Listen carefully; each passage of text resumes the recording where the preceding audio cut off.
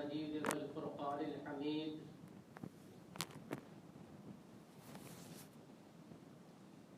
والفجر وليال عشر والشفع والوتر آمنت بالله صدق الله مولانا العظيم وصدق رسوله النبي الأمين الكريم ونحن على ذلك لمن الشاهدين والشاكرين والحمد لله رب العالمين. حبیبی یا رسول اللہ، تو نے اسلام دیا، تو نے جماعت میں لیا. تو نے اسلام دیا، تو نے جماعت میں لیا. تو کریم اب کوئی پھرتا ہے عطیہ تیرا.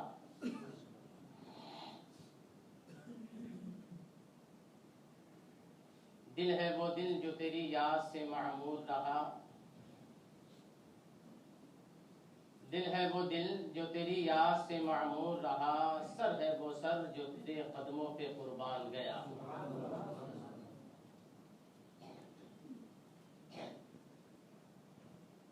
معزز مصلیان کرام، رفیقان گرامی، کچھ عرض و معروض سے پہلے آئیے ہم سب مل کر حضور سرور کائنات فخر موجودات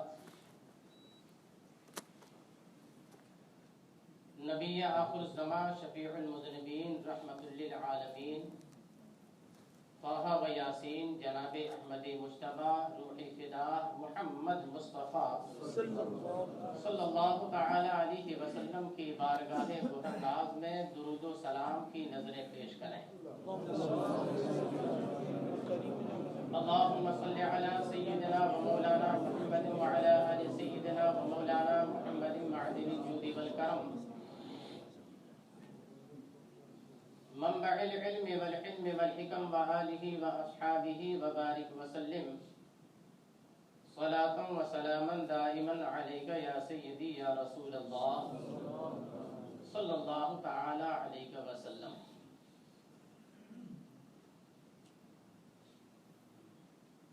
اللہ کے رسول صلی اللہ تعالی علیہ وسلم نے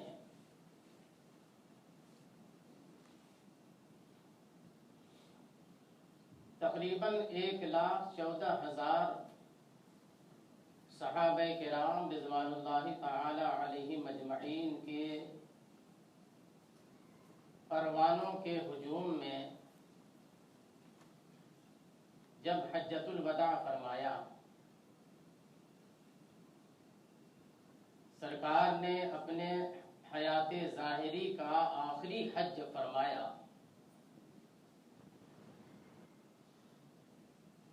اور میدان عرفات میں آپ نے جب خطبہ دیا، اسی وقت اللہ تبارک و تعالی نے آپ کے دین کو، آپ کے لائے ہوئے مذہب کو اسی دن مکمل فرما دیا تھا.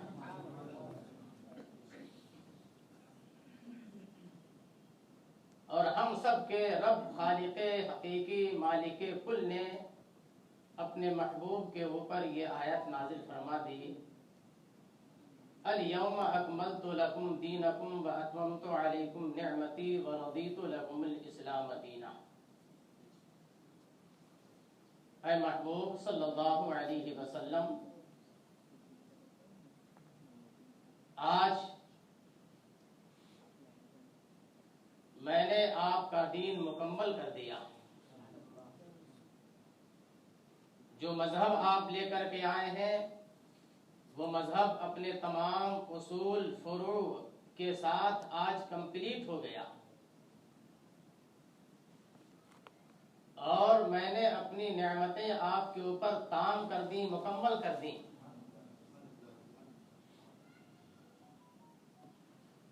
اور آپ کا دین دین اسلام ہے، مذہب اسلام ہے. اس بات پر میں آپ سے راضی ہوا.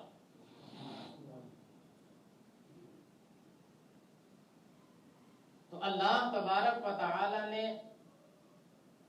اپنے بندوں کے لیے بندوں کی ساری ضرورتیں تو میرے آقا کے ظاہری حیات ہی میں مکمل فرما دی.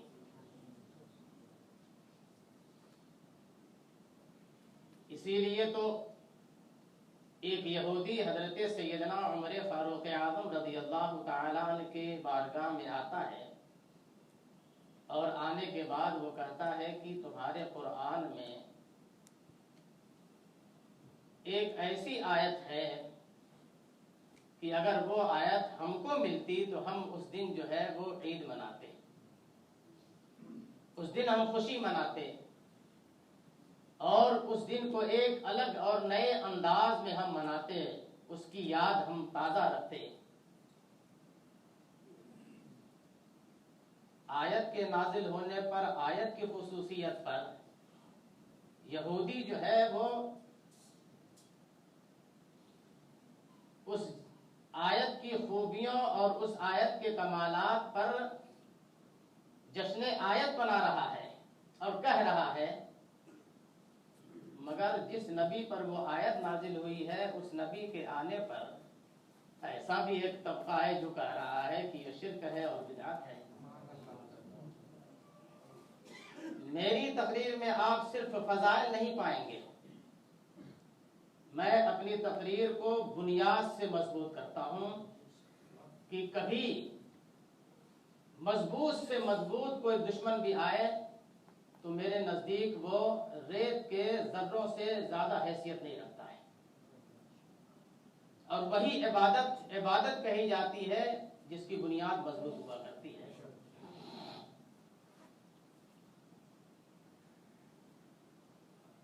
تو وہ اس طرح کی باتیں سیدنا عمر فاروق اعظم رضی اللہ تعالیٰ عنہ سے کیا. حضرت سیدنا امیر المؤمنین عمر فاروق اعظم رضی اللہ تعالیٰ عنہ نے ارشاد فرمایا کہ اگر تمہیں یہ ملتی تو تم اس دن کو یادگار دن مناتے، عید کا دن مناتے، مگر اللہ تبارک و تعالی نے اس آیت کے نازل ہونے سے پہلے اور نازل فرمانے سے پہلے ہمارے لیے 2 عیدوں کا انتظام فرمایا ہے. پہلی عید یہ کہ وہ عرفات کا میدان، عرفات کا دن ہے. پہلی عید یہ کہ وہ عرفات کا دن ہے، اور دوسری عید یہ ہے کہ جمعہ کا دن ہے. جمعہ ہفتے کی عید ہے. تو تم یہ کہہ رہے ہو کہ ہم اس کو عید کا دن مناتے، اور میرے رب نے پہلے ہی ہم سب کے لیے 2 عیدیں اس کا انتظام فرما دیا، پھر اس کے بعد اس آیت کو اللہ نے نازل فرمایا ہے.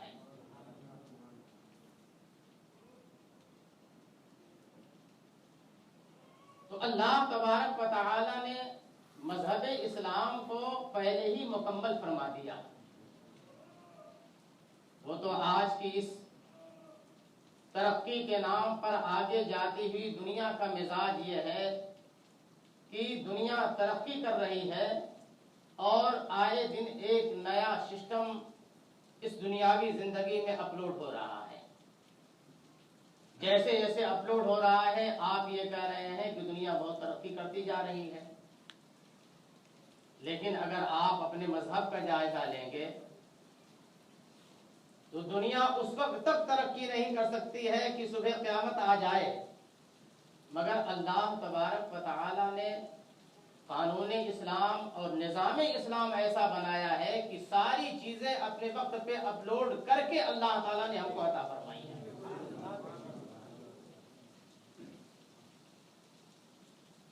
آج آپ کو میسج آتا ہے ڈاؤن لوڈ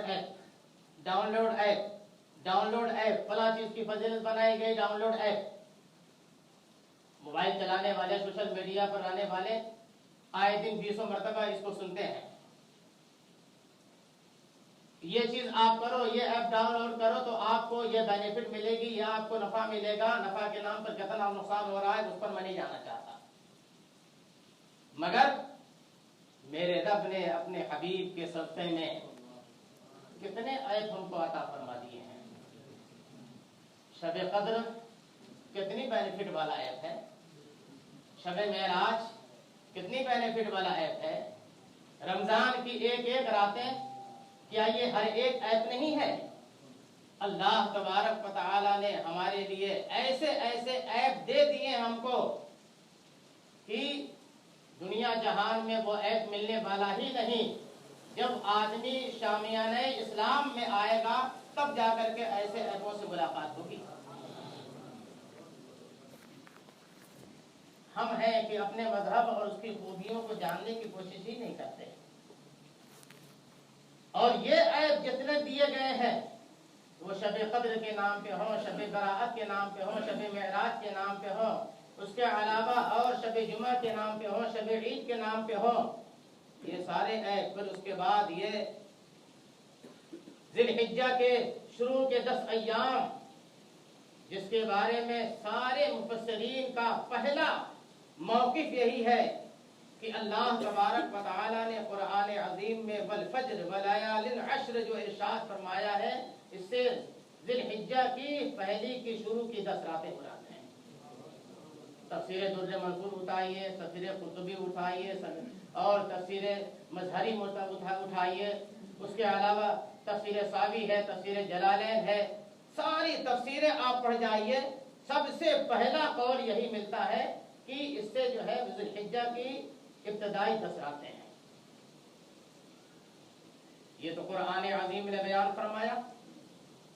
رسول اکرم صلی اللہ تعالی علیہ وسلم کے دربار عالی وقار میں رحمتوں کی برسات میں نہانے والے صحابہ میں حضرت سیدنا عبداللہ ابن عباس رضی اللہ تعالی عنہما، حضرت سیدنا عبداللہ ابن عمر رضی اللہ تعالی عنہما، یہ دونوں خاص طور سے یہ دونوں کی روایتیں موجود ہیں. بخاری میں بھی ہے، بیہقی شریف میں ہے. اور علامہ جلال الدین سیوطی علیہ رحمۃ الرضوان نے تفسیر در منصور میں بخاری اور بیہقی کے حوالے سے یہ نقل فرمایا کہ سیدنا عبداللہ ابن عباس رضی اللہ تعالی عنہما روایت کرتے ہیں کہ رسول اکرم صلی اللہ تعالی علیہ وسلم نے یہ ارشاد فرمایا کہ اللہ تبارک و تعالی کے نزدیک ان 10 راتوں سے بہتر اور 10 راتوں سے زیادہ فضیلت والے کوئی ایام نہیں ہیں. اور ابن عمر فرماتے ہیں کہ ان 10 راتوں میں بندے مومن جو عمل کرتا ہے اور دنوں کے عمل سے بہت زیادہ وہ عمل فضیلت کا درجہ رکھتے ہیں. یہاں تک کہ رسول اکرم صلی اللہ علیہ وسلم کے دربار میں یہ سوال ہوا، کیونکہ جہاد بہت بڑا فضل والا اور بہت ہی ثواب والا یہ معاملہ ہے اور ثواب والی یہ عبادت ہے. اس لیے سوال ہوا، یا رسول اللہ کیا جہاد سے بھی بڑھ کر کے ان راتوں میں عبادتیں کرنا وہ افضل ہے؟ تو رسول اکرم صلی اللہ علیہ وسلم نے ارشاد فرمایا، ہاں جہاد سے بھی افضل ہے، مگر وہ آدمی جو اپنے جان اور اپنے مال کے ساتھ نکل گیا اور واپس نہیں آیا اس کی فضیلت الگ ہے. وہ اللہ کی راہ میں اپنے ان دونوں چیزوں کے ساتھ نکلا اور اللہ کی راہ میں وہ قربان ہو گیا، اس کا معاملہ تو الگ ہے. لیکن اگر ترتیب کے اعتبار سے دیکھا جائے تو جہاد سے بھی افضل ان 10 راتوں میں اللہ کی بارگاہ میں تسبیح و تحلیل کرنا اور عبادت کرنا ہے.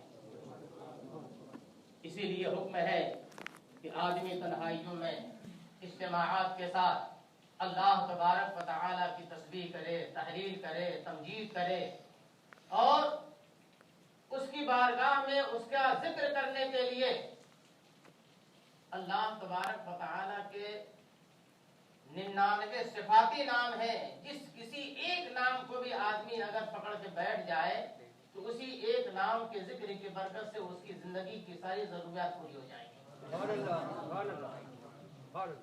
ایک چیز میں آپ کو بتا دوں، آپ وظائف کی کتابیں پڑھتے ہیں تو وظائف کی کتابوں میں بہت سارے آپ کو وظیفے ملتے ہیں. اس کام کے لیے پڑھو یہ وظیفہ، اس کام کے لیے پڑھو یہ وظیفہ، اس کام کے لیے پڑھو یہ وظیفہ. یہ اصل میں کیا چیز ہے؟ یہ اصل میں اللہ تبارک و تعالیٰ کے محبوب بندوں کے الگ الگ وظائف ہیں جو ایک جگہ اکٹھا کر دیے گئے، اس لیے اس کو مجموعہ کہا جاتا ہے. تو ہم آپ کیا کرتے ہیں؟ کہ وہ سارے وظیفوں میں سے اکثر وظیفے لے لیتے ہیں، فلاں وقت بیٹھ کے یہ پڑھ رہے ہیں، فلاں وقت بیٹھ کے یہ پڑھ رہے ہیں، فلاں وقت بیٹھ کے یہ پڑھ رہے ہیں، لیکن میں آپ کو بتا دوں آپ ان میں سے کسی بھی ایک وظیفے کو اپنے کے لیے خاص کر لیجئے تو اللہ تبارک و تعالیٰ اسی ایک وظیفے کی برکت سے آپ کی ساری ضرورتیں پوری فرمائے گا۔ یہ تو الگ الگ اللہ کے محبوبوں اور اللہ کے ولیوں کے وظائف ہیں جو جمع کیے گئے ہیں، لیکن آپ اپنا کام کرنا چاہیں کسی ایک بھی آپ آیت کو لے لیجئے اور کسی ایک اللہ کے ولی کے اس معمول کو لے لیجئے اور پھر اسی میں آپ لگ جائیے تو اللہ تعالیٰ اسی کی برکت سب کو عطا کرے گا۔ اب باتیں آتی جا رہی ہیں اور گوشے بڑھتے جا رہے ہیں اور فاروق بھائی کہیں کہ بات لمبی ہو جا رہی ہے۔ بہرحال اللہ تبارک و تعالیٰ کا قرب پانے کے لیے اتنے آپشنز ہیں، اتنے راستے ہیں اور اتنے ایپ ہمارے پاس ہیں کہ ڈاؤن لوڈ کرنے کے لیے ہمارے پاس جگہ نہیں ہے۔ چاہے آپ جو ہے وہ میموری جو ہے وہ ملین ٹریلین کے لگا لیجئے، آپ جو ہے اس سے کوئی فرق نہیں پڑنے والا ہے، اس لیے کہ اللہ تبارک و تعالی ہی کا یہ اعلان ہے وَإِن تَعُدُّوا نِعْمَةَ اللَّهِ لَا تُحْصُوهَا، اگر تم اللہ تبارک و تعالی کی نعمتوں کو شمار کرنا چاہو تو تم شمار نہیں کر سکتے ہو۔ بتاؤ کہاں ڈاؤن لوڈ کرو گے آپ؟ اور وہ ساری نعمتیں جو ہے الگ الگ آیت کی صورت میں ہیں۔ اس لیے ہم جو آج اکٹھا ہوئے ہیں، جہاں اس رات کے امپورٹنس کو جاننے کے لیے اکٹھا ہوئے ہیں، وہیں جان لینے کے بعد اس کے ذریعے سے اپنے آپ کو عمل کی طرف مہمیز کرنے کے لیے، عمل کی دنیا میں اترنے کے لیے اکٹھا ہوئے ہیں کہ اگر ہم اللہ تبارک و تعالی کو اس طریقے سے یاد کریں تو رحمت الہی کا جو نزول ہوگا وہ اپنی جگہ پہ ہے اور کتنی چیزوں سے ہماری حفاظت ہوگی وہ اپنی جگہ پہ۔ انہی میں سے ایک عرفات ہے، عرفات کے دن کا روزہ ہے، اس کے شب کی جو ہے عبادت ہے۔ آدمی روزہ ایک دن کا رکھے، مگر اللہ تبارک و تعالی نے اپنے محبوب کو وہ اختیار عطا فرمایا کہ سب کچھ اپنے محبوب کے دستے نبوت میں عطا کر دیا، اب ان کا محبوب اس کا محبوب چاہے جائے جس کا جتنا چاہے جس کو عطا کر دے۔ روزہ ایک رکھو، مگر محبوب کا یہ ارشاد ہے کہ جو عرفات کے دن کا روزہ رکھے گا اللہ تبارک و تعالی اس کے 1 سال پہلے کے اور 1 سال بعد کے گناہ معاف فرما دے گا۔ اسی لیے ہم اس عقیدے کے ساتھ جو کرتے ہیں کہ مالک کونین ہیں، وہ پاس کچھ رکھتے نہیں، جو جہاں کی نعمتیں ہیں ان کے خالی ہاتھ میں۔ کون دیتا ہے؟ دینے کو منہ چاہیے، دینے والا ہے سچا ہمارا نبی، دینے والا ہے سچا ہمارا نبی، جس کی 2 بود ہے، جس کی 2 بود ہے، کوثر و سلسبیل۔ ایک گھونٹ آپ پانی پی لیجیے، اس کا پھر کبھی پیاسے نہیں ہوں گے، ملے گا۔ ایمان لے کے گئے تو سرکار کے دستے نبوت سے ملے گا۔ جس کی 2 بود ہے کوثر و سلسبیل، ہے وہ رحمت کا دریا ہمارا نبی، ہے وہ رحمت کا دریا ہمارا نبی۔ ہم دنیا کی ترقی کو ایک طرف رکھیں، اللہ تبارک و تعالی نے ہمارے دین میں ساری ترقیاں ہمارے لیے پہلے ہی مہیا فرما دی ہیں۔ اسی لیے ہم ہیں کہ ہم دنیا کے پیچھے بھاگتے ہیں مگر دنیا کو ہم پکڑ نہیں پا رہے ہیں۔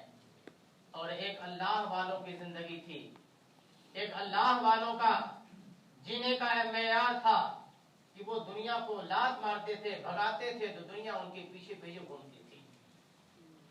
جس کو چاہا ڈھیلا اٹھایا، سورہ اخلاص پڑھ کے دے دیا، سونا بنا کے دے دیا۔ یہ دنیا ہی ہے۔ یہ کون سا ایپ ڈاؤن لوڈ کیا تھا سیدنا باید البستامی نے؟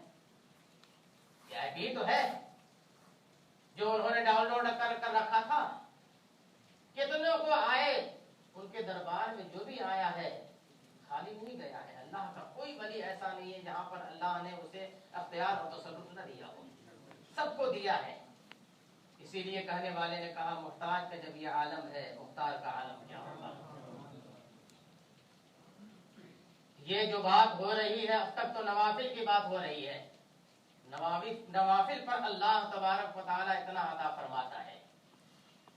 تو جو اللہ تبارک و تعالیٰ نے ہم پر فرض فرمایا، اللہ تعالیٰ نے ہمارے ذمے جو چیز لگائی ہے، اگر بندہ اس کو پوری ذمہ داری کے ساتھ نبھائے گا تو کتنا ثواب اسے عطا ہوگا.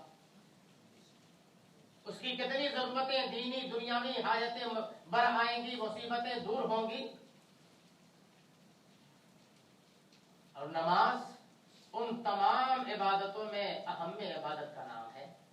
تمام فرائض میں سب سے افضل اور سب سے اہم فرض کا نام نماز ہے.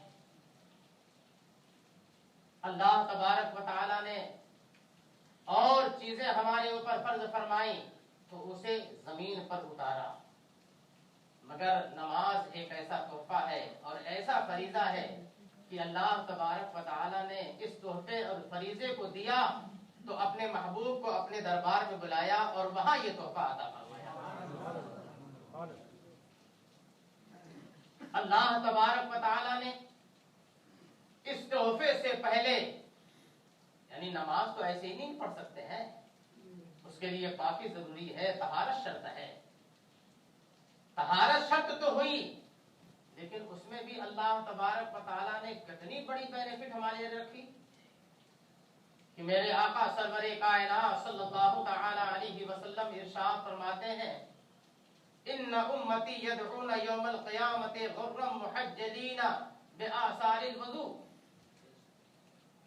میری امت کل میدان محشر میں بلائی جائے گی تو اس شان کے ساتھ بلائی جائے گی اور ایسی بلائی جائے گی کہ وضو کرنے کی وجہ سے ان کے اعضائے وضو جو ہے وہ چمک رہے ہوں گے سورج کی طرح. سبحان اللہ. یہ کسی امت کی اور خصوصیت نہیں ہے، یہ خصوصیت ہے تو صرف رسول کائنات صلی اللہ علیہ وسلم آخری نبی کے آخری امت کی یہ خصوصیت ہے. وضو میں اللہ تبارک و تعالیٰ کل میدان محشر میں ہم کو اتنا بڑا انعام عطا فرمائے گا کہ سارے انبیاء کرام کی امتیں ہوں گی، مگر رسول کائنات صلی اللہ علیہ وسلم کی امت سب میں نمایاں ہوگی کہ سارے امتیوں کا عالم یہ ہوگا کہ ان کے ہاتھ، ان کے پاؤں، ان کے چہرے، ان کی پیشانیاں سورج سے زیادہ روشن و تابناک ہوگی. آپ سوچیں وضو میں اللہ تبارک و تعالیٰ نے اتنا بڑا انعام رکھا ہے، تو پھر اس کے بعد نماز کا انعام، نماز کا انعام تو کوئی جان ہی نہیں سکتا ہے. مگر میں یہ کہوں گا کہ نماز آپ انعام پانے کے لیے مت پڑھیے، نماز پڑھیے اپنے نبی کو، رب کے محبوب کو، ان کی آنکھوں کو ٹھنڈک پہنچانے کے لیے پڑھیے. یہ جو انعام ہے اس انعام کی کوئی شبیہ اور کوئی شکل مل ہی نہیں سکتی ہے کہ جو نماز محبوب کو راضی کرنے کے لیے، کہ نبی نے یہ فرمایا قرۃ عینی فی الصلاۃ، میرے آنکھوں کی ٹھنڈک نماز میں ہے. تو نماز اس لیے پڑھے کہ رسول کائنات صلی اللہ تعالی علیہ وسلم کی آنکھوں کو ٹھنڈک ملے گی. آنکھوں کو ٹھنڈک ایک محاورہ ہے، ایک اصطلاح ہے. آدمی کو سب سے زیادہ جب خوشی حاصل ہوتی ہے تو اس وقت یہ محاورہ بولا جاتا ہے کہ اس نے میری آنکھوں کو ٹھنڈک پہنچائی ہے.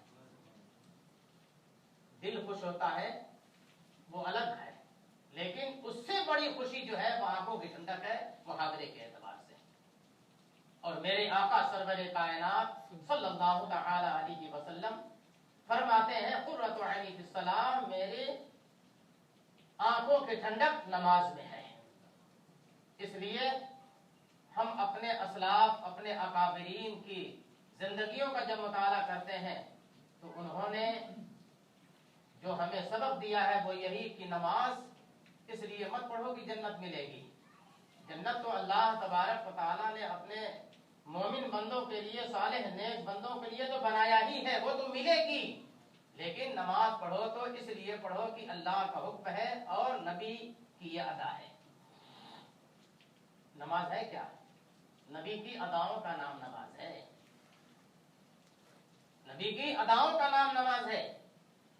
اور صحابہ کرام رضوان اللہ علیہم اجمعین نے ایک ایک اداؤں کو کاپی کیا ہے، ایک ایک اداؤں کو. اسی لیے ایک مرتبہ ایک صحابی سے پوچھنے والے نے پوچھا کہ نبی مکرم صلی اللہ تعالی علیہ وسلم جب جہری نماز پڑھاتے ہیں، فجر کی نماز پڑھاتے ہیں، مغرب کی نماز پڑھاتے ہیں، عشاء کی نماز پڑھاتے ہیں، تو اس میں سورہ فاتحہ اور کسی سورہ کی تلاوت فرماتے ہیں، وہ تو ہمارے کان سنتے ہیں. کیا سری نماز میں بھی اللہ کے رسول تلاوت فرماتے ہیں؟ ظہر کی نماز میں اور عصر کی نماز میں جس کو سری کہا جاتا ہے، جس میں قرات جو ہے وہ پست آواز میں ہوتی ہے، اور جہری اسے کہتے ہیں جس میں قرات جو ہے وہ بلند آواز سے ہوتی ہے. تو اب یہ سوال ہوا کہ کیا رسول اکرم صلی اللہ تعالی علیہ وسلم سری نماز میں بھی تلاوت فرماتے ہیں اور قرات فرماتے ہیں؟ اب اس چیز کو جاننے کے لیے یا تو اللہ کے رسول صلی اللہ علیہ وسلم سے آدمی پوچھے تو معلوم ہو، اور یا تو یہ ہے کہ نبی کائنات صلی اللہ علیہ وسلم کو دیکھے تو معلوم ہو. اس لیے کہ امام تو آگے ہے، اس کا چہرہ قبلے کی طرف ہے، مقتدی تو پیچھے ہیں. یا یہ ہے کہ آدمی کنکھیوں سے دیکھے تو پہلی صف کے دونوں طرف کا آدمی جو ہے کنکھیوں سے دیکھے تو دیکھ لے. تو اب یہ کیسے معلوم ہوگا؟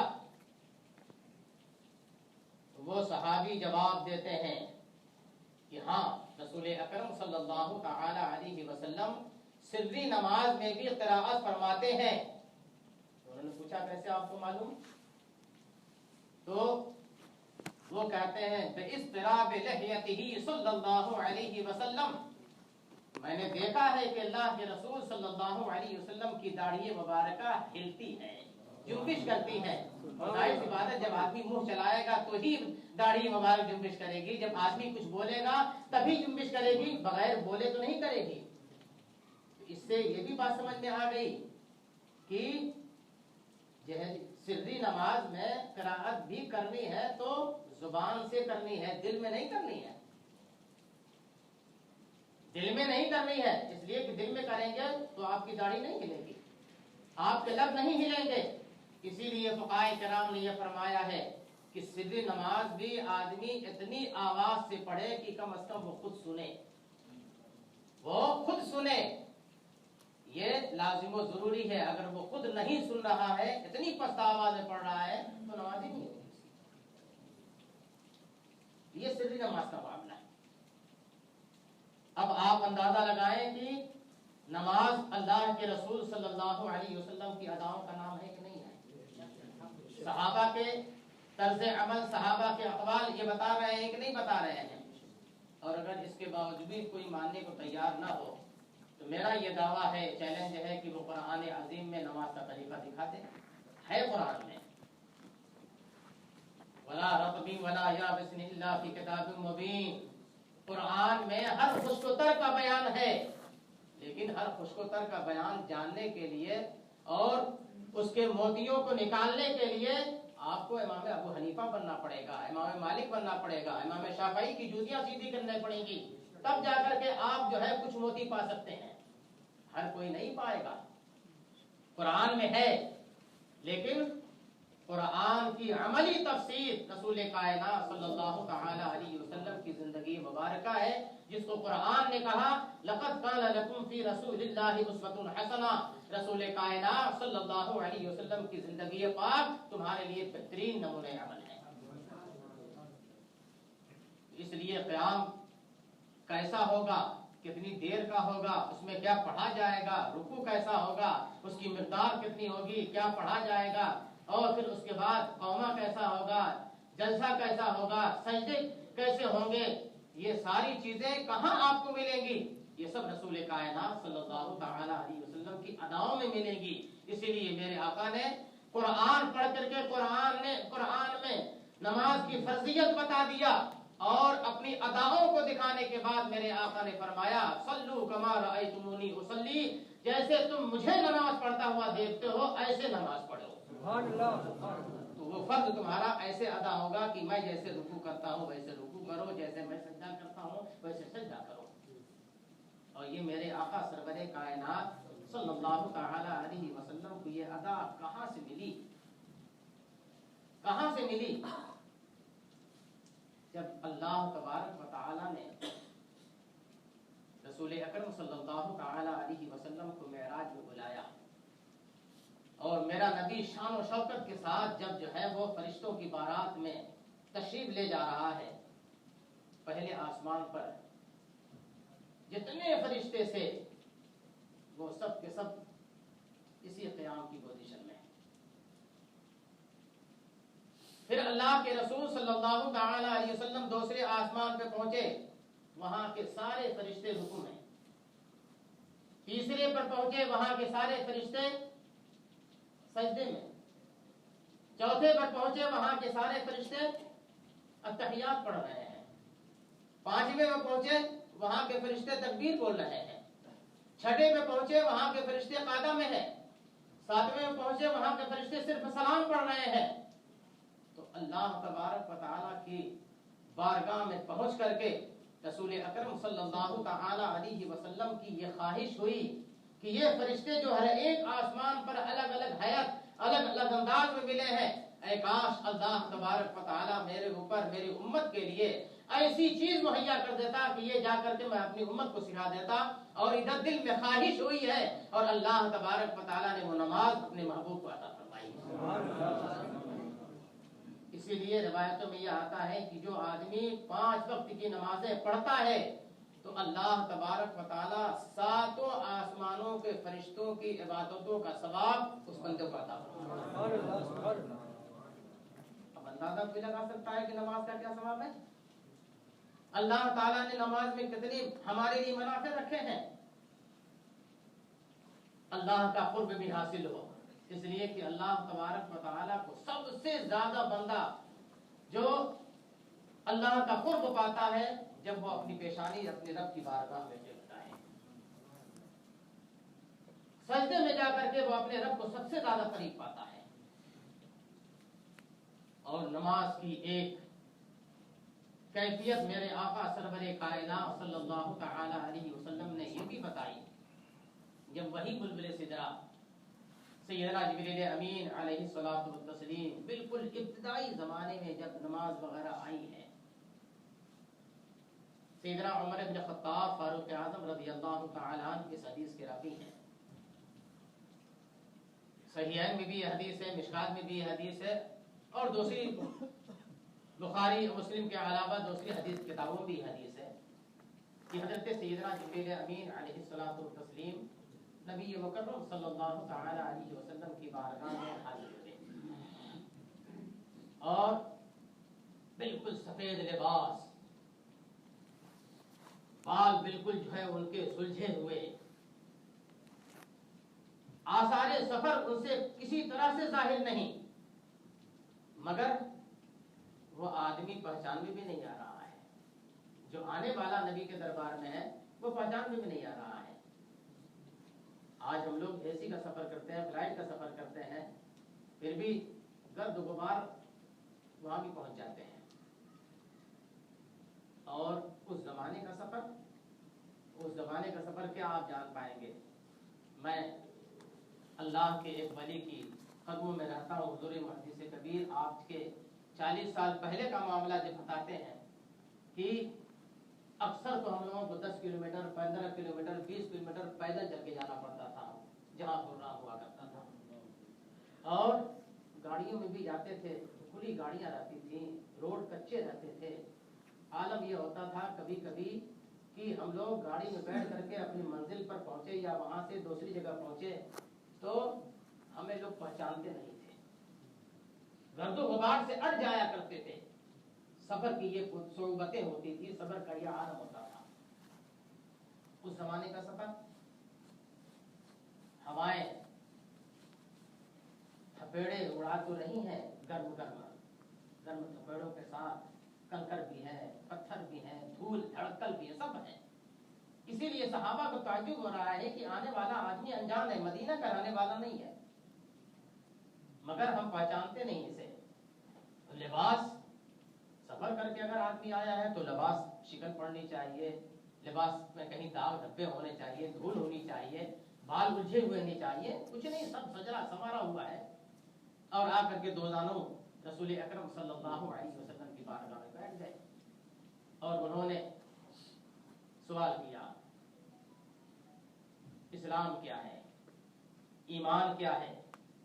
اللہ کے رسول صلی اللہ تعالی علیہ وسلم نے دونوں کی ڈیفینیشن بھی بتائی اور دونوں کی حقیقت بھی بتائی، تفصیل بھی بتائی میرے آقا نے۔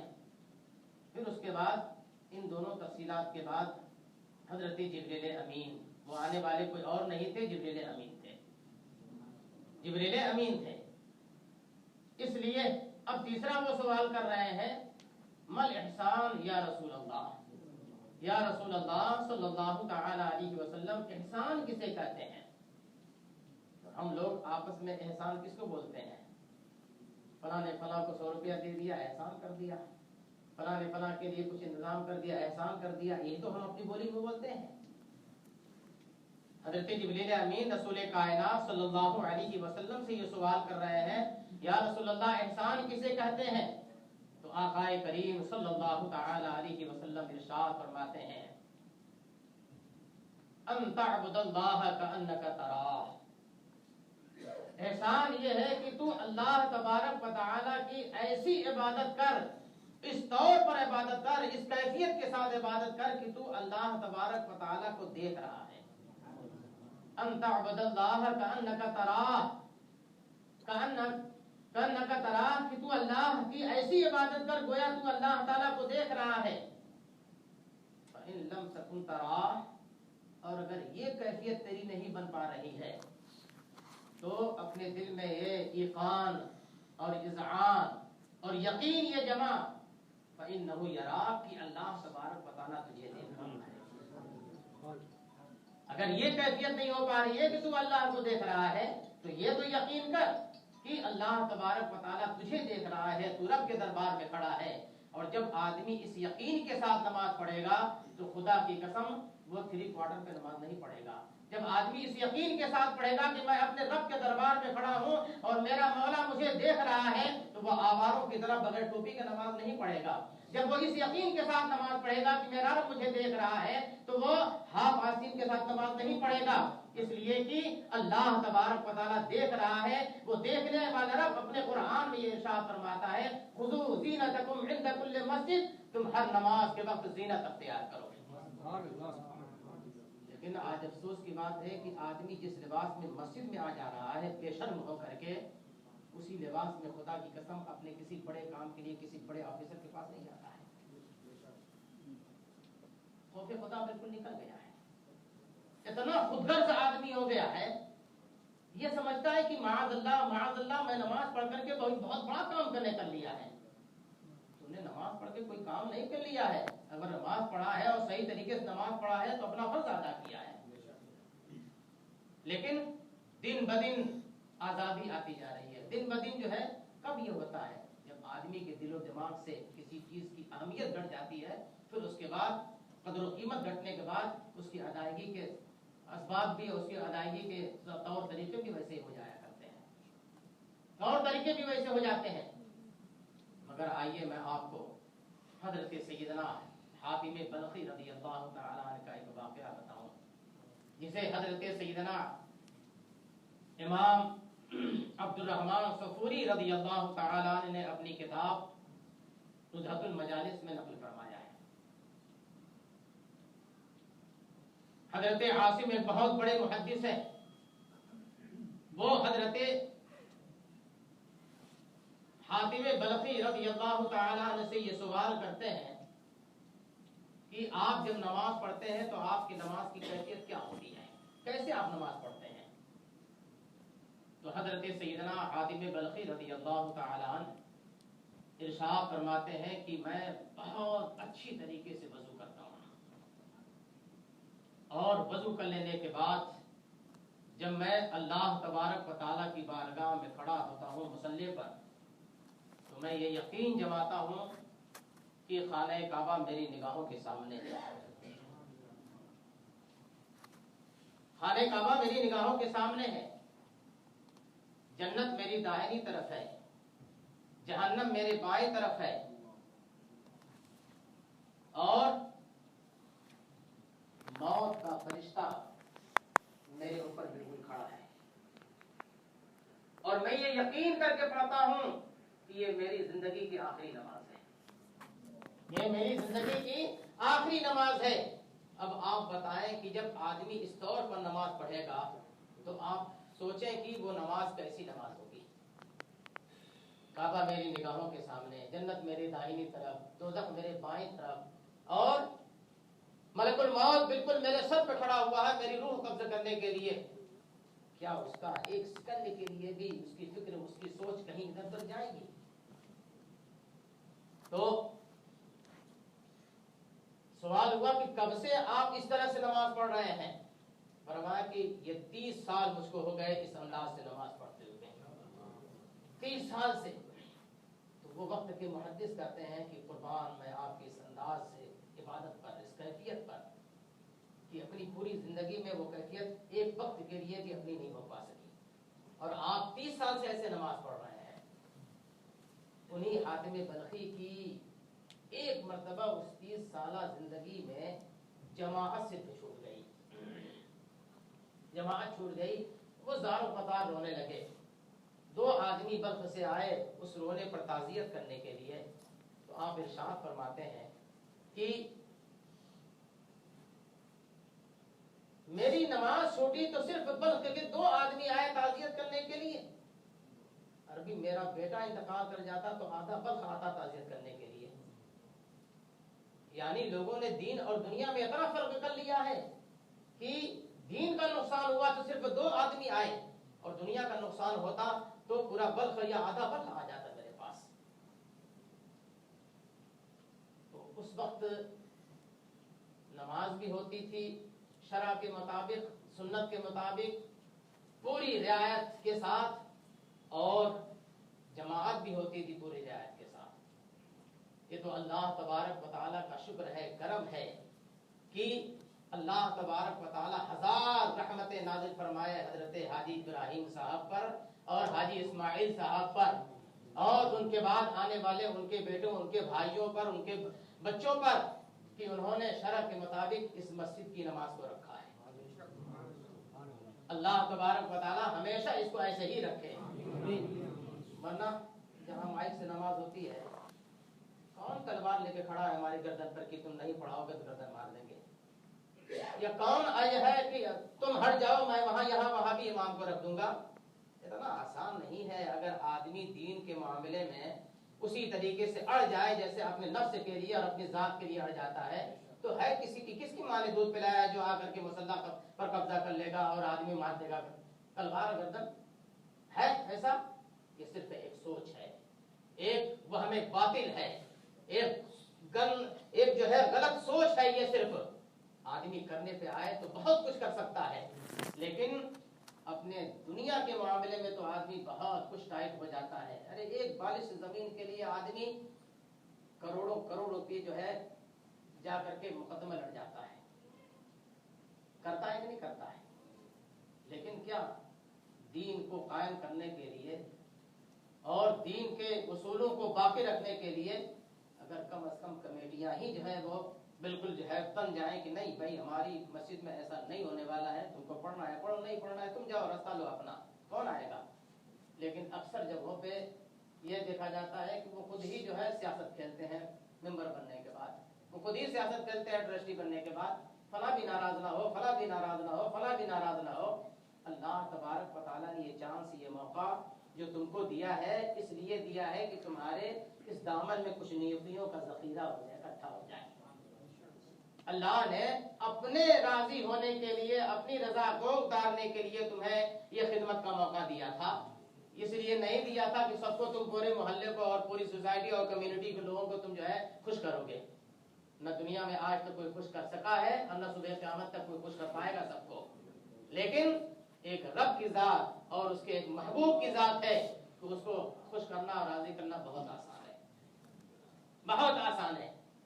اس لیے اللہ تبارک و تعالیٰ زبیر بھائی کو، سفیان بھائی کو اور ان جتنے بھی معاونین ہیں اور ہمارے اس کیلاش کے कंपाउंड में रहने वाले पढ़ने वाले मुसल्लियों को अल्लाह शाद व आबाद रखे कि इसी तरीके से ये मस्जिद बगैर माइक के साथ हमेशा जारी व सारी रहे।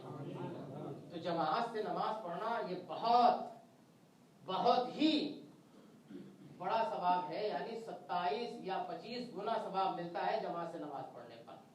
लेकिन जमात मुस्तहब्बा हो तब, जमात शरइया हो तब। तो ये हजरत हातिम बल्खी का वाक़या जो आपकी निगाहों में आया, जरा अंदाजा करें कि नमाज कैसे पढ़ी जाएगी। और इस वक्त जो है हमारा नौजवान, हमारे यंगस्टर कैसे नमाज पढ़ते हैं। बस वक्त हुआ, ऑफिस से उठे, उस कुर्सी को छोड़ा और आ गए यहाँ पर, इसी तरीके से टोपी भी नहीं पहनते हैं, अदब ही नहीं। इसीलिए फुक़हा ये फरमाते हैं कि अगर उसने नमाज को हल्का जान करके टोपी नहीं लगाया तो ये कुफ्र हो जाएगा, ये कुफ्र हो जाएगा। इसलिए जहां नमाज पढ़ना है उससे पहले नमाज के आदाब, उसके फराइज, उसके शराइत को जानना ये बहुत लाजिम है। और खुदा की कसम, नमाज वो चीज है कि अगर आदमी नमाज को नमाज जैसी पढ़ता है तो आदमी की जान भी महफूज रहती है, आदमी का माल भी महफूज रहता है, सब कुछ महफूज रहता है। आप बुजुर्गों की तारीफ उठा के देखिए।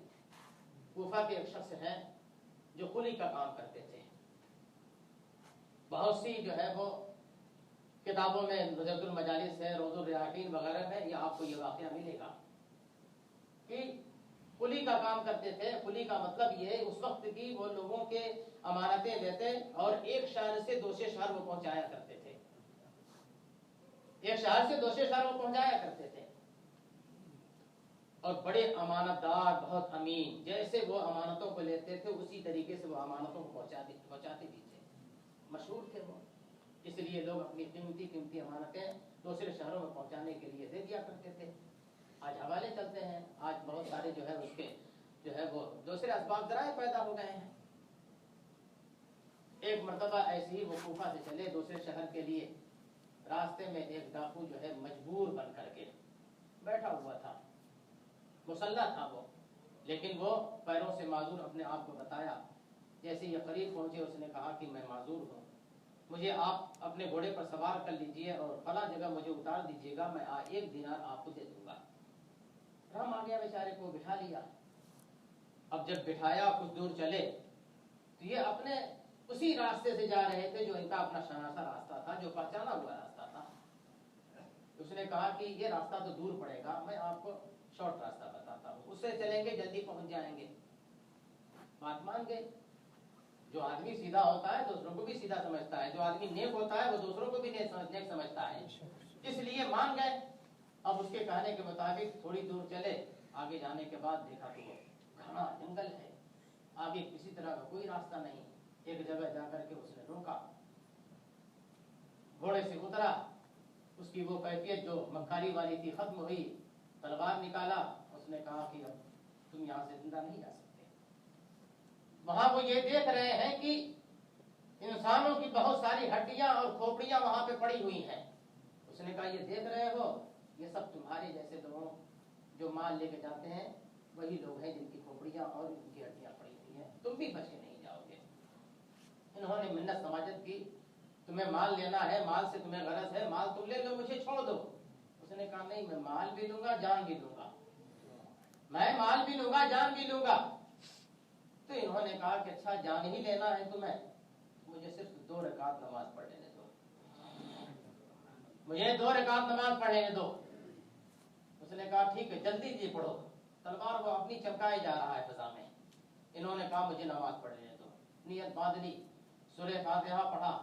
लेकिन उस वक्त वो कैफियत थी, तारीख ये बता रही है कि अब सूरह फातिहा के बाद उनको क्या पढ़ना है समझ में नहीं आ रहा है।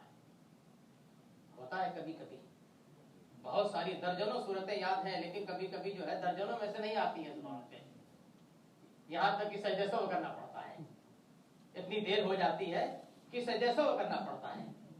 तो ये कैफियत इंसानी तकाजा ही है, बशरियत का मामला है, ये हो जाता है। लेकिन थोड़ी सी घबराहट के बाद उनके दिमाग में फौरन ये आयत आ गई, अम्मै युजीबुल मुस्तर्रा इज़ा दआहू, अम्मै युजीबुल मुस्तर्रा इज़ा दआहू, اللہ تبارک و تعالیٰ کے سوا ہے کون جو پریشان حال جب وہ پکارے تو اس کی پریشانی پر وہ جواب دے؟ اس کے سوا ہے کون؟ کون ہے جو اضطرار والے لوگوں کو، جو مصیبت زدوں کی مصیبت کو دور کرنے والا ہے؟ وہ صرف اللہ تبارک و تعالیٰ ہے۔ یہ آیت ان کے زبان پر آ گئی اور انہوں نے پہلی ہی رکعت ابھی پڑھ رہے تھے کہ اسی جنگل سے ایک شخص نمودار ہوا، نورانی شکل صورت کا، اس کے ہاتھ میں تلوار، اس نے فوراً اس ڈاکو کی گردن ماری۔ ابھی ان کی نماز مکمل نہیں ہوئی ہے کہ آگ کا شعلہ وہاں سے اٹھا اور اس شعلے نے اس ڈاکو کے پورے جسم کو اپنے لپیٹ میں لیا، جلا کے خاکستر کر دیا۔ سلام جب پھیر رہے ہیں تو وہ ڈاکو کیا، اس کا وجود بھی موجود نہیں ہے، وہ تو اب راکھ کے ڈھیروں میں بدلا ہوا ہے۔ اس طور پر اللہ تبارک و تعالیٰ نے ان کے مال کی بھی حفاظت کی، ان کے جان کی بھی حفاظت کی۔ اس کے بعد فرماتے ہیں کہ میں نے اس شخص سے پوچھا تم ہو کون؟ تم ہو کون؟ کہاں سے آئے؟ تو انہوں نے کہا کہ جس نے پکارا ہے امن یجیب المضطر، امن یجیب المضطر، جس نے پکارا ہے اس پکارنے والے کا جواب دینے کے لیے اللہ تبارک و تعالیٰ نے مجھے بھیجا ہے۔ اللہ تعالیٰ نے مجھے بھیجا ہے۔ آپ دیکھیں کہ جب آدمی صرف دل سے اور خلوص دل کے ساتھ مولا کی بارگاہ میں جب جھکتا ہے تو اللہ تبارک و تعالیٰ ہمیشہ اسے سرخرو سرفراز ہی رکھتا ہے۔ یہ نماز کیا چیز نہیں دیتی ہے، آدمی پڑھ کے تو دیکھیں۔ اور نبی کے دربار میں آنے والے آئے ہیں، نبی کو تو اللہ نے سارا اختیار دیا ہے نا، جیسے چاہیں وہ دے دیں، جتنا چاہیں وہ عطا فرما دیں، مگر نبی نے ہر انداز سے عطا فرمایا ہے، ہر انداز سے عطا فرمایا ہے۔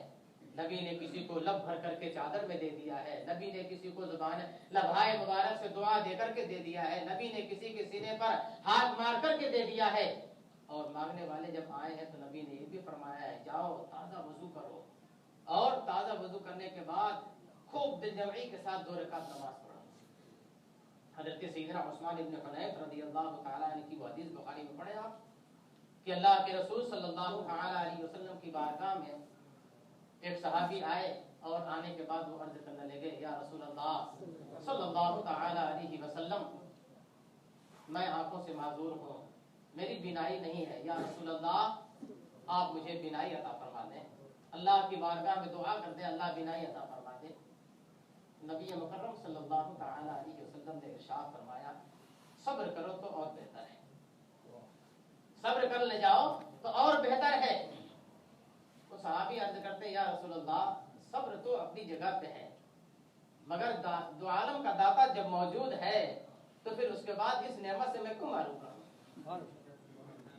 جب کائنات کا سخی داتا موجود ہے تو اس نعمت سے میں کیوں معروف رہوں یا رسول اللہ؟ تو میرے آقا صرف اتنا ہی فرما دیتے کہ اے آنکھ روشن ہو جا تو وہ روشن ہو جاتی، لیکن میرے آقا نے ہر انداز سے عطا فرمایا تاکہ کسی بھی میرے آقا کے انداز پر کوئی اعتراض نہ کر سکے۔ ان کو میرے آقا نے ارشاد فرمایا جاؤ خوب اچھا تازہ وضو کرو، اور وضو کرنے کے بعد 2 رکعت تم نماز پڑھو، اور نماز پڑھنے کے بعد اپنے ہاتھوں کو اٹھاؤ رب کی بارگاہ میں اور دعا کرو اللہم انی اسألک بے نبیک محمد نبی الرحمہ، یا رسول اللہ انی اتوجہ بک الی ربی فی حاجتی ہذہ لتقضی بی۔ پھر اس کے بعد پوری دعا میرے آقا نے تعلیم فرمائی کہ اس طور سے جاؤ نبی کے اللہ کی بارگاہ میں نماز پڑھنے کے بعد دعا کرو۔ انہوں نے جا کے تازہ وضو کیا، نماز پڑھی، اور پھر اس کے بعد جو اللہم انی اسألک بحق محمد صلی اللہ علیہ وسلم نبی الرحمہ پوری دعا انہوں نے پڑھی، اور پھر اس کے بعد نبی کے وسیلے سے دعا مانگی کہ یا اللہ میری یہ دعا نبی کے شفاعت کے صدقے میں قبول فرما، نبی کی شفاعت کو قبول فرما، فشفعہ فیہ، اے اللہ نبی کی شفاعت میرے حق میں قبول فرما۔ انہوں نے دعا مانگی اور اللہ تعالیٰ نے ان کی آنکھ عطا فرما دی، بینائی آنکھ۔ سارے صحابہ وہاں موجود ہیں، مجلس ابھی برخاست نہیں ہوئی تھی۔ صحابہ کہتے ہیں کہ وہ جانے والے گئے تھے تو اس وقت وہ آنکھوں سے معذور تھے، مگر جب وہ مسجد سے واپس تشریف لا رہے ہیں تو ان کی آنکھوں میں بینائی تھی۔ سبحان اللہ، سبحان اللہ۔ تو یہ میرے آقا کے داد و دہش کا بھی کمال ہے، اور میرے آقا نے یہ سبق دیا ہے کہ اگر تمہیں کچھ ضرورت اس طرح کی پڑ جائے جو تمہیں لا الحل لگتی ہو، نہ دور ہونے والی ایسی مصیبت ہو، تو گھبرانے کی کوئی ضرورت نہیں ہے۔ تم تازہ وضو کرو، مولا کی بارگاہ میں اپنی پیشانی چھڑکو، میرے وسیلے سے دعا کرو، اللہ تبارک و تعالی تمہاری پریشانیاں دور فرمائے گا۔ اور ہوا بھی ایسا ہے، یہ تو میرے آقا نے فرما دیا، لیکن اس فارمولے کو حضرت سیدنا عثمان غنی رضی اللہ تعالیٰ عنہ کے دور خلافت میں آزمایا گیا کہ ایک صاحب ضرورت مند تھے، بار بار وہ سیدنا عثمان غنی کی بارگاہ میں آ رہے ہیں، مگر حضرت عثمان غنی متوجہ ہو ہی نہیں رہے ان کی طرف، مطلب اتنا زیادہ وہاں پر کام، اتنی زیادہ مصروفیات کی وجہ سے متوجہ نہیں ہو پا رہے ہیں۔ تو حضرت عثمان ابن حنیف نے یہی طریقہ ان کو بتایا، یا جس صحابی سے انہوں نے کہا کہ میں بہت سخت ضرورت سے آتا ہوں لیکن امیر المومنین میری طرف متوجہ نہیں ہوتے ہیں، انہوں نے یہ وظیفہ بتایا کہ تم یہ وظیفہ کر کے اور یہاں پہ آؤ۔ جیسے ہی وہ گئے وظیفہ کیا تو اب یہاں آ کر کے انہیں اپنی ضرورت رکھنی نہیں پڑی، حضرت عثمان غنی رضی اللہ تعالیٰ نے خود انہیں طلب فرما لیا، اپنے بغل میں بٹھایا، ضرورتیں پوچھی، اور پھر اس کے بعد ارشاد فرمایا کہ جب بھی کوئی ضرورت ہو پرمیشن لینے کی ضرورت نہیں ہے، سامنے فوراً آ جایا کرو۔ یہ میرے آقا نے ہم کو ایک ایسا نسخہ عطا فرمایا، ہم بھی اگر اس پر عمل کریں تو یہ کیسے ہوگا؟ رب کی بارگاہ میں سر ٹیکنا پڑے گا، مولا کی بارگاہ میں آنا پڑے گا، اور قرآن عظیم میں نماز کے فوائد اور اس کے ثواب، اور پھر اس کے بعد نماز نہ پڑھنے پر وعیدیں کیا ہیں، وہ ساری چیزیں آپ حضرات علماء کرام کی زبانیں سنتے رہتے ہیں، لیکن صرف سننا کام نہیں ہے، عمل کے میدان میں اتریں اور خود بھی نماز پڑھیں، دوسروں کو بھی اس کی دعوت دیں جتنا ہو سکے۔ ہر ایک آدمی کا ایک فرینڈ سرکل ہوتا ہے، 2 ہوں، 4 ہوں، 10 ہوں، 20 ہوں، جیسا آدمی ہوتا ہے اس کا وسیع سرکل ہوتا ہے۔ اپنے سرکل میں وہ جس طریقے سے اپنے کاروبار کو شیئر کرتا ہے، دوسری چیزوں کو شیئر کرتا ہے، اپڈیٹ ہونے والی چیزوں کو شیئر کرتا ہے، اسی طریقے سے وہ نماز کے بارے میں بھی باتیں رکھے۔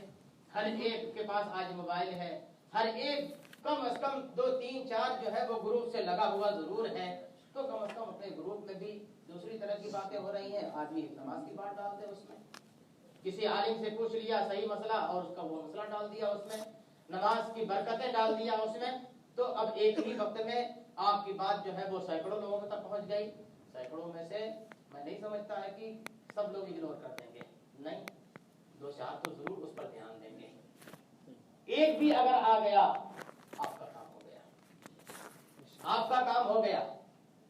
اور الحمدللہ اللہ تبارک و تعالیٰ نے ہمارے سینے میں جہاں ایک نفس امارہ رکھا ہے جو ادھر ادھر بھاگاتا رہتا ہے، وہیں ایک نفس لوامہ بھی رکھا ہے۔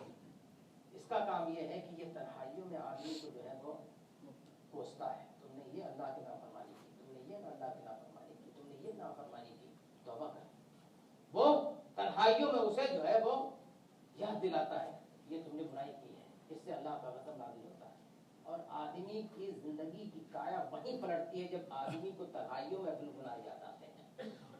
تنہائیوں میں جب آدمی اچھی چیزیں ڈال دے گا تو یہ نفس لوامہ بھولتا نہیں ہے، وہ یاد رکھتا ہے، اور بالکل موقع دیکھ کر کے نفس لوامہ جو ہے وہ آدمی کو نو کرتا ہے، یہ یاد کر، اور وہیں سے آدمی کی زندگی میں انقلاب وفا ہوتا ہے۔ وہ آدمی جو کبھی مسجد کا رخ نہیں کرتا تھا، بہت سے لوگ آپ کی نگاہوں میں ہوں گے، آپ کے چہروں میں ہوں گے، آپ کی نظروں میں ہوں گے کہ آج الحمدللہ وہ فریضوں کی نماز پڑھ رہا ہے۔ یہ کیا چیز ہوتی ہے؟ یہ ایک آپ کی دعوت اور اس کا نفس لوامہ کا ابھارنا نہیں ہو پاتا، اور یہی وہ چیز ہوتی ہے کہ جب آدمی ایسا بن جاتا ہے تو اس کا جب آخری وقت ہوتا ہے تو قرآن کا یہ اعلان ہوتا ہے، یا ایتھا النفس المطمئنہ، اے اطمینان والی جان، اے اطمینان والی جان، ارجعی الی ربک راضیۃ مرضیہ، پلٹ جا اپنے اس رب کی طرف جو رب تجھ سے راضی ہے۔ پلٹ جا اپنے اس رب کی طرف جو رب تم سے راضی ہے. فادخلی فی عبادی فادخلی جنتی. تو میرے نیک بندوں میں داخل ہو جا اور میری جنت میں چلا جا. سبحان اللہ سبحان اللہ. میری جنت میں چلا جا. یہ اس وقت جو وقت سب سے زیادہ امتحان اور آزمائش سے بھرا ہوا ہوتا ہے. ایسے وقت میں جب آدمی نیکیوں پر اپنے آپ کو بالکل تبدیل کر لیتا ہے اور نیکیوں میں جڑ جاتا ہے تو آخری وقت میں یہ آواز آتی ہے ان الذین قالوا ربنا اللہ ثم استقاموا. بے شک وہ جس نے کہا کہ میرا رب اللہ ہے اور پھر اس پر وہ ڈٹ گیا. کنتم توعدون. اور وہ بشارتیں دیتے ہیں اس جنت کی جس سے تم سے وعدہ کیا گیا ہے. جس کا وعدہ کیا گیا ہے اس کی جو ہے وہ بشارت دیتے ہیں اور ان کو حکم ہوتا ہے کہ جاؤ ان کو بشارت دو میرے اس دنیا سے جانے والے بندے کو.